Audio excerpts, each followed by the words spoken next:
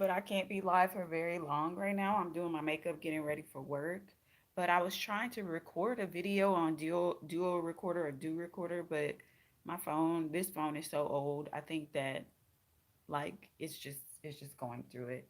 So, hey, I'm live. It's early. It's like 8:30 in the morning. I don't have that much time, like I said, but I wanted to weigh in on the discussion about Shrek and the movie basically being a cautionary tale. Some people are like, yes, it is. And some people are like, no, it's not. It's about, finding true love and being yourself and, this and this and that. Basically, Shrek and Fiona's love story um, is being interpreted many ways here. And basically, what I want to say is this, right?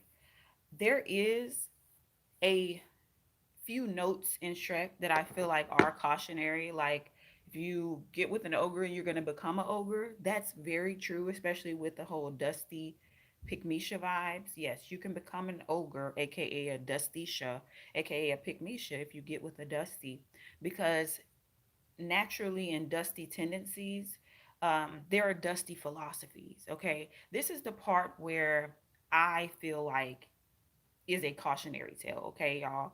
So some people feel like Shrek is like rich in his own way because he owns his swamp. He has basically a private property, etc.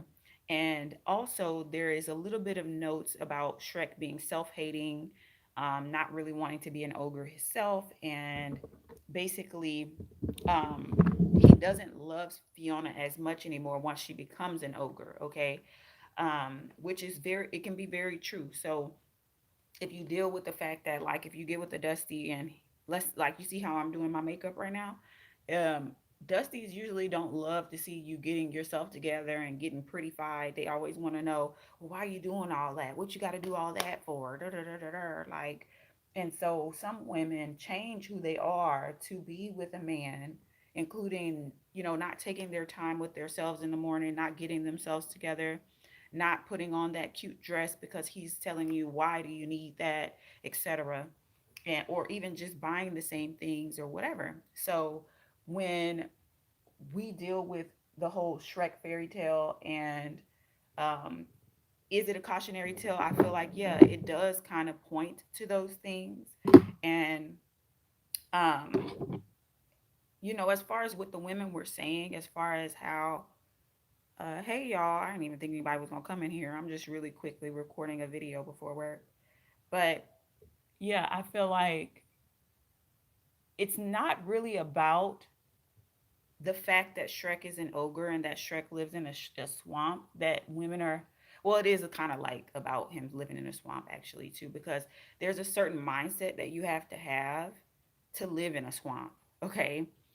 Or you can attribute that to like a man living in like a really dirty environment. If a man is okay with living in a dirty environment, there's a mindset for that. Or just in general, like some people who really love living in the hood or they think it's more moral to be poor. This is our real problem with this. It's not really about the shallowness of the capitalistic society or whatever, as far as Shrek being a cautionary tale. Like, it's not just about the money or the fact that the only other choice was Lord Farquaad, which is at the very end of the day, it is plot armor. So if you're watching this as a little kid, of course, the logic in your brain is going to say, well, if your only choice is Shrek or Lord Farquaad, I'm choosing Shrek, right? Because in a lot of media, they have made the rich or wealthy people the enemy. So if you already consider rich and wealthy people enemies, of course, you're going to say, I'm going to marry down because it is the more moral thing to do. But the problem with marrying down, the problem with marrying the ogre in this case, is not necessarily the fact that it's a status quo. It's the Dusty philosophy. It's the ogre philosophies. Okay, most people that live like poor, they have poor philosophies as well. So, like I was saying, they don't feel the need to, look good. They don't feel, a lot of times they don't value education.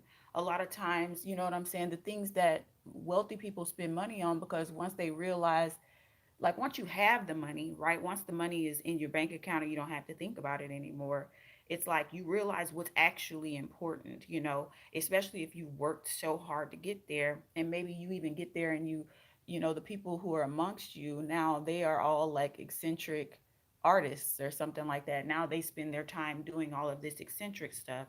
It's the stuff that they really cared about while they were basically working to get all this money. And then they realize, hey, if I had a chance to do this when I was a kid, if my family had money to put me in ballet or put me into art, you know, classes with art, I could have made a living out of this a long time ago.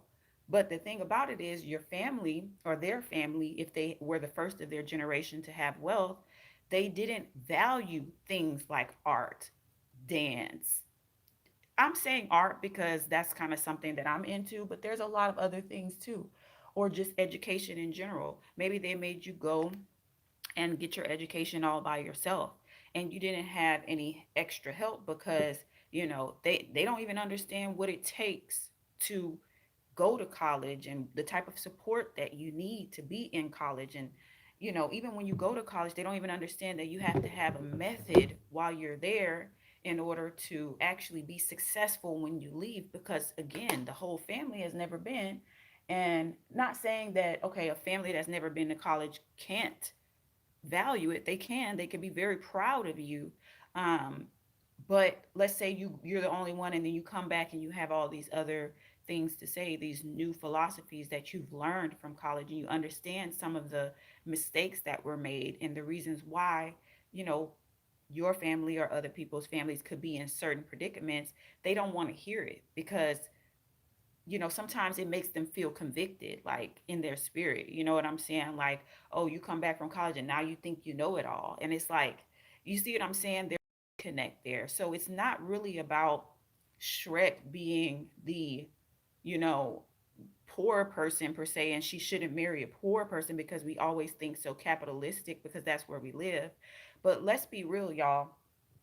Even if capitalism didn't exist, right? And money didn't exist, would you really want to wake up every day and do nothing? No, you wouldn't want to be like, that's not even living. You get what I'm saying? Like, you would want to wake up every day and have something to do. You would want to produce something, you know, even if it wasn't to trade it for money per se. You would want to have some type, like, without money, without us having to like use money, we would still want some sort of education. You get what I'm saying? There are people who they literally work just to vacation. You get what I'm saying? Because they feel like work, like it's so, like, you know, they teach their kids through example that you're supposed to hate working. You get what I'm saying? And sometimes work is not necessarily work if you love what you do. But if they didn't strive to find something they love to do, because that to me is truly living. Like, finding something you love to do, if you can make a living out of it, that would be the ultimate, right? Because then when you have children, you'll teach them that this can happen. This is a possibility. And you won't have children who automatically think in their mind that they hate working and that the only reason to work is to then sometime, you know, I mean, yeah, you need rest, don't get me wrong, right?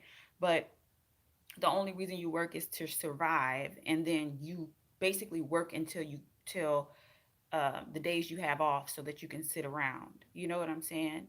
Like, people, that's not it. That would be depression like world if we were to live in a world even without money and not do anything. Like, so that's what I'm saying, that even though some people look at it from the most shallow end and think like, oh, I'm just saying that you should be a gold digger and marry up and these types of things, it's not really about that. It's, I feel like money, if you really think about it, is just proof that you're not sitting around all day, or proof that you actually have stuff, like you're living this life and you see things to be produced and you're making them. Because no matter what, like families and people, we're going to need things. We're going to need people who make things. We're going to need people who, you know what I'm saying, serve or cook or whatever. And if there is no motivation, outside of money to do these things, then what kind of life are we actually living? So again, for me, it's not really about, you know, the plot armor of, oh, rich people are this and poor people are more moral. You know what I'm saying? It's not about that, because when you really break it down, the reason why a lot of people stay poor is because of the poor philosophies, thinking that God somehow loves you more if you're poor. Because, and honestly, I'm going to be real. A lot of rich people, they invest in things that are more environmentally good than poor people do.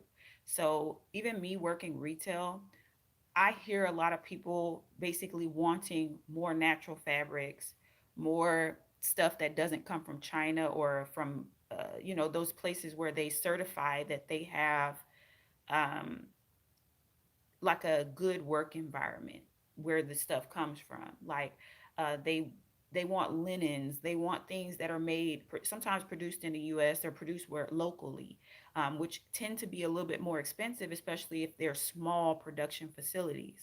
So they're more expensive. The only people that can afford it is really the people who are rich, aka productive people, people who actually get out here and do stuff. Now, does that mean that they are all good? No, all rich people aren't good and all poor people aren't good either. Okay. I'm just saying that when you look at it from this perspective, it becomes less about the money or the social climate and it becomes about the philosophy. I don't want to have children with a person who will teach my kids that working is the bane of their existence.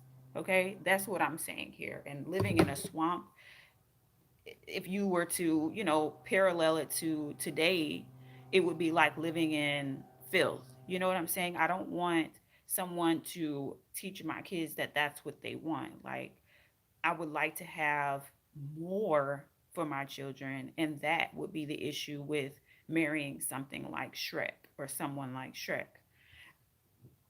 So I tried to record this, like I said before, and my ideas were probably a little bit more organized, but I hope I was able to kind of like give somewhat of a message. Of course, they want to be blowing leaves outside while I'm trying to do this. But, anyways, that's what I wanted to come on here and say, y'all.